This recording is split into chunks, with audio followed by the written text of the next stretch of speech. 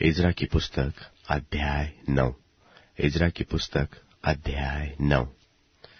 जब ये काम हो चुके तब हाकिम मेरे पास आकर कहने लगे, न तो इस्राएली लोग, न याजक, न लेवीय इन और के देशों के लोगों से अलग हुए, वरन उनके से अर्थात कनानियों, हित्तियों, परिज्जियों, यबूसियों, अम्मोनियों, मोआबियों, मिस्रियों और एमोरियों के से घिनौने काम करते हैं, क्योंकि उन्होंने उनकी बेटियों में से अपने और अपने बेटों के लिए स्त्रियां कर ली है, और पवित्र वंश इस ओर के देश के लोगों में मिल गया है। वरन हाकिम और सरदार इस विश्वासघात में मुख्य हुए हैं। यह बात सुनकर मैंने अपने वस्त्र और बागे को फाड़ा और अपने सिर और दाढ़ी के बाल नोचे और विस्मित होकर बैठ रहा। तब जितने लोग इस्राएल के परमेश्वर के वचन सुनकर बंधुआई से आए हुए लोगों के विश्वासघात के कारण थरथराते थे, सब मेरे पास इकट्ठे हुए, और मैं सांझ की भेंट के समय तक विस्मित होकर बैठा रहा।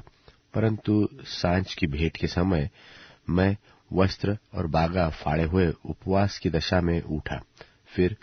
घुटनों के बल झुका और अपने हाथ अपने परमेश्वर यहोवा की ओर फैलाकर कहा, हे मेरे परमेश्वर, मुझे तेरी और अपना मुंह उठाते लाज आती है, और हे मेरे परमेश्वर, मेरा मुंह काला है, क्योंकि हम लोगों के अधर्म के काम हमारे सिर पर बढ़ गए हैं, और हमारा दोष बढ़ते बढ़ते आकाश तक पहुंचा है। अपने पुरखाओं के दिनों से लेकर आज के दिन तक हम सब बड़े दोषी हैं,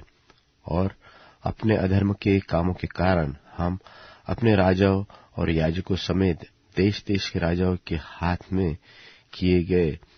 कि तलवार, बंधुआई, लुट जाने और मुंह काला हो जाने की विपत्तियों में पड़े, जैसे कि आज हमारी दशा है। और अब थोड़े दिन से हमारे परमेश्वर यहोवा का अनुग्रह हम पर हुआ है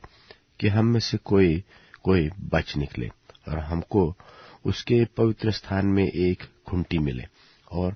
हमारा परमेश्वर हमारी आंखों में ज्योति आने दे, और दासत्व में हमको कुछ विश्रांति मिले। हम दास तो है ही, परंतु हमारे दासत्व में हमारे परमेश्वर ने हमको नहीं छोड़ दिया, वरन फारस के राजाओं को हम पर ऐसे कृपालु किया कि हम नया जीवन पाकर अपने परमेश्वर के भवन को उठाने और इसके खंडहरों को सुधारने पाए, और हमें यहूदा और यरूशलेम में आड़ मिली। और अब हे हमारे परमेश्वर, इसके बाद हम क्या कहें? यही कि हमने तेरी उन आज्ञाओं को तोड़ दिया है जो तूने यह कहकर अपने दास नबियों के द्वारा दी कि जिस देश के अधिकारी होने को तुम जाने पर हो, वह तो देश देश की लोगों की अशुद्धता के कारण और उनके घिनौने कामों के कारण अशुद्ध देश है। उन्होंने तो उसे एक सिवाने से दूसरे सिवाने तक अपनी अशुद्धता से भर दिया है। इसलिए अब तू न तो अपनी बेटियां उनके बेटों को ब्याह देना, और न उनकी बेटियों से अपने बेटों का ब्याह करना, और न कभी उनका कुशल क्षेम चाहना, इसलिए कि तुम बलवान बनो और उस देश के अच्छे अच्छे पदार्थ खाने पाओ, और उसे ऐसा छोड़ जाओ कि वह तुम्हारे वंश का अधिकार सदैव बना रहे। और उस सब के बाद जो हमारे बुरे कामों और बड़े दोष के कारण हम पर बीता है, जबकि हे हमारे परमेश्वर, तूने हमारे अधर्म के बराबर हमें दंड नहीं दिया,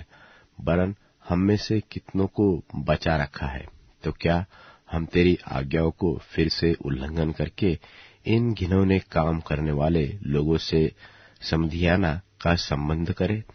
क्या तू हम पर यहाँ तक कोप न करेगा जिससे हम मिट जाए, और न तो कोई बचेगा और न कोई रह जाएगा? हे इस्राएल के परमेश्वर यहोवा, तू तो धर्मी है, हम बचकर मुक्त हुए हैं। जैसे कि आज वर्तमान है, देख, हम तेरे सामने दोषी है, इस कारण कोई तेरे सामने खड़ा नहीं रह सकता।